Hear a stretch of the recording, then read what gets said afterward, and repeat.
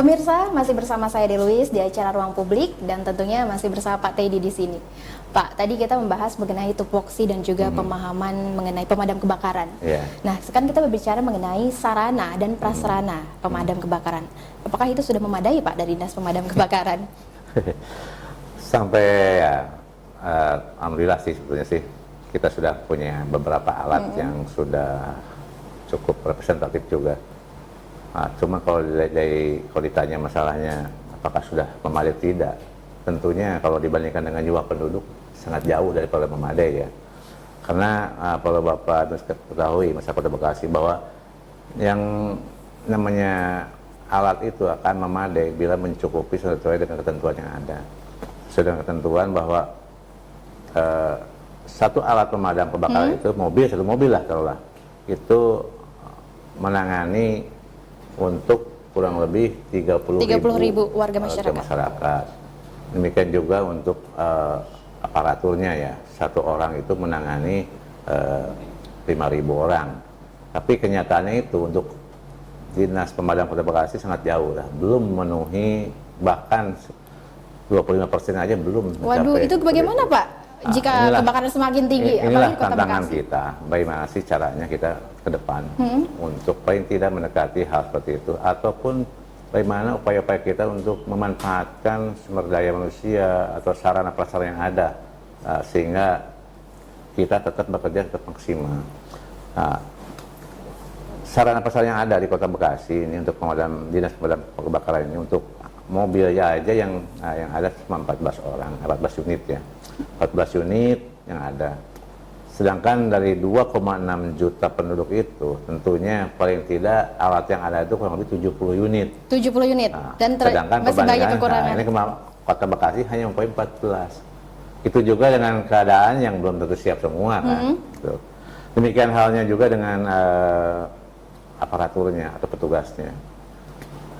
Dari 2,6 juta penduduk itu kan harus ditangani kurang lebih, kalau lihat dari proporsinya, kurang lebih 500 sampai 600 orang petugas pemadam kebakaran. Sedangkan jumlah petugas pemadam kebakaran hanya kurang lebih 105 orang. 105 orang itu plus dengan petugas administrasi. Seluruhnya. Ya. Sedangkan pasukannya itu hanya kurang lebih 75 orang. Berarti sangat kekurangan sekali. Sangat kekurangan sekali. Itu dibagi dalam 3 regu. 3 regu, 4 pos. Sehingga satu pos itu dalam satu hari hanya ditungguin oleh kurang lebih 4 atau 5 orang. Itu. Oke, jadi jumlah titik pos di Kota Bekasi ini ada 4. 4. Ya. Nah, itu juga tidak seluruhnya cukup untuk memenuhi kebutuhan masyarakat. Nah, kemudian antisipasi dari pemerintah seperti apa, Pak? Langkah-langkah. Langkah-langkah yang kita lakukan, ya tadi kita melakukan upaya-upaya pencegahan yang berbasis pada pemberdayaan masyarakat ya. Kemudian kita juga memaksimalkan potensi yang ada, kita maksimalkan aparatur yang ada, bagaimana caranya supaya upaya penanganan kebakaran juga bisa kita tangani secara maksimal. Tentunya perlu Bapak ketahui bersama bahwa yang namanya pemadam kebakaran ini punya jaringan yang luas ya, dan juga saling terkait antara satu wilayah dengan wilayah lain. Jadi tidak ada yang namanya petugas pemadam kebakaran yang dibatasi oleh wilayah. Kita bisa membantu wilayah lain, Jakarta, Kabupaten, Depok, Bogor, sebaliknya juga demikian. Sehingga kita masih percaya diri, walaupun kemampuan kita masih seperti itu, tapi kita masih ada teman-teman yang lain, untuk membantu karena ya, sudah Pak? terjalin dalam satu ikatan kerjasama. Jadi kita dengan Jakarta, dengan Kabupaten Bekasi, Bogor, Depok, sudah ada macam MOU-nya tentang kerjasama dan upaya penanganan kebakaran yang terjadi di wilayah masing-masing, terutama wilayah perbatasan. Itu sudah kita lakukan. Jadi siapapun yang membutuhkan harus siapa yang paling duluan menerima telepon wajib datang. Oke, harus tanpa terkerja, berarti 24 jam ya Pak ya kerja dari pemadam kebakaran. Jadi kalau kebakaran. pemadam kebakaran satu regu itu 24 jam dari jam 8 pagi sampai jam 8 malam. Nah itu terus bergilir seperti itu. Oke, berarti di rolling terus ya Pak ya, tidak kosong berarti dalam setiap tapi pos. dari jumlah yang ada sangat kekurangan gitu. Nah ini kalau terjadi kebakaran satu kejadian, satu lokasi. Satu hari saja. Tapi kan satu saat bisa terjadi berbarengan. Pernah beberapa kali terjadi kebakaran itu satu waktu yang bersama, bisa 2-3 kali tempat yang sama dengan waktu Nah yang itu sama. cara mengantisipasi itu untuk akhirnya kita sampai ke bagi-bagi. lokasi tepat tujuan Kita gimana? bagi-bagi orang, dan bagi yang mereka yang sudah bebas tiket atau yang tidak tiket, kita telepon lagi Mau nggak supaya mau balik harus lagi, turun. harus standby lagi. Paling tidak jadi cadangan yang ada di pos masing-masing. Oke. Itu yang kita Karena itu lakukan. juga tidak mudah ya Pak Itulah ya untuk upaya-upaya kita yang selama ini kita lakukan. Selain kita kerjasama dengan masyarakat ataupun juga dengan instansi lain, dan juga kerjasama dengan daerah perbatasan, tapi kita juga memanfaatkan ya SDM yang ada dengan segala kondisi, segala ya risikonya gitu kan. Mereka udah capek, tapi harus balik lagi kan. Itulah yang terjadi. pengorbanan seperti yang itu. mulia ya Pak ya. Itulah. Nah tadi Bapak berbicara mengenai kekurangan sumber daya manusia. Nah apakah setiap tahun ini ada perekrutan dan pelatihan khusus untuk mereka yang masuk ke pemadam kebakaran? Jadi untuk pemadam kebakaran Bekasi emang dengan segala kekurangannya kita juga ada pelatihan khusus ya. Jadi kita kerjasama untuk pelatihan itu dengan pemadam kebakaran dari DKI Jakarta. Kita untuk pelatihan khusus dilakukan di Ciracas ya. Di Ciracas kan tempat pelatihan khusus untuk pemadam kebakaran. Khusus pemadam kebakaran? Tapi milik DKI.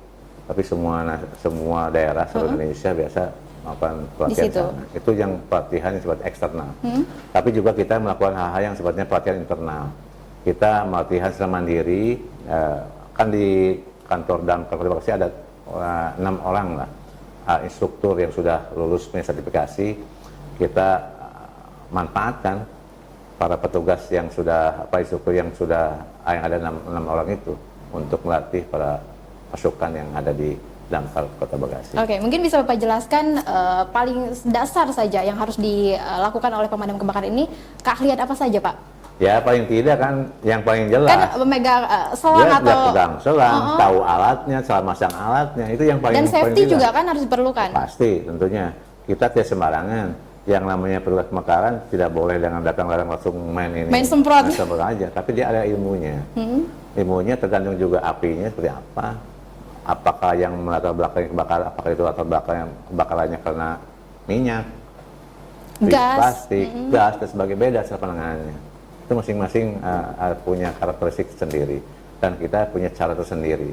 Karena kita juga sudah dibekali ilmu-ilmu seperti itu. Jadi tidak sama soal penanganan kebakaran. Dan itu juga mental dibutuhkan ya Pak? Oh, ya, pasti. Mental udah pasti dibutuhkan, karena mental pemadam kebakaran ya harus selalu siap. Jiwa berani. pahlawan. Jiwa pahlawan, dan juga harus tetap perhitungannya harus matang. Tidak asal main semprot, tidak asal berani, yang dibilang asal berani, enggak seperti itu. Enggak seperti itu, banyak Tetap sekali yang harus memakai logika, tetap harus memakai kecerdasan, harus cerdas mereka Sigapan juga. teknik dan lain sebagainya. Tidak sembarangan. Bukan asal datang main semprot, enggak seperti itu. Oke, Pak, kita berbicara mengenai di musim kemarau ini kan, Ya. Kota Bekasi juga terbilang sulit mendapatkan air ya Pak ya, Ya. jika musim kemarau. Nah bagaimana ini antisipasi dari Dinas Kebakaran? Jadi gini, untuk upaya-upaya penanganan kebakaran, tentunya selain kita memanfaatkan sumber air yang ada, ya terutama yang paling pokok di Kota Bekasi itu kan Kalimalang yang paling sumber utama mungkin ya. Betul. Tapi ya kita tidak menutup kemungkinan juga memanfaatkan sumber air yang ada di sekitar wilayah yang dekat dengan lokasi kebakaran, baik itu di sungai-sungai yang dekat situ ataupun mungkin ada kolam dan sebagainya. Kita manfaatkan dengan sebaik-baiknya apa yang ada, yang penting Harus dimanfaatkan. Betul. Yang penting kita segera bisa menanggulangi terjadinya kebakaran. Tentunya juga saya ke depan juga berharap bahwa ketersediaan tandon air itu harus lebih ditingkatkan. Saya berharap untuk tahun-tahun berikutnya lebih disiapkan lagi, kita akan menyiapkan lagi, yaitu tandon air yang ada di tiap kecamatan. Baik. Di tiap kecamatan harus ada. Harus tiap ada. perumahan harus ada. Oke, baik Gitu. Bapak. Mungkin ini di segmen kedua ini Ya. kita jeda sebentar karena di sini kita akan mengulas mungkin beberapa tupoksi lagi mengenai petugas langsung di lapangan nanti ya Pak ya. Ya. Di sini akan dihadirkan petugas lapangan langsung yang nanti akan hadir memberitakan kepada kami semua mengenai suka dan dukanya sebagai pahlawan api, bisa dikatakan seperti itu. Tentunya pemirsa jangan kemana-mana, sesaat lagi Ruang Publik segera kembali.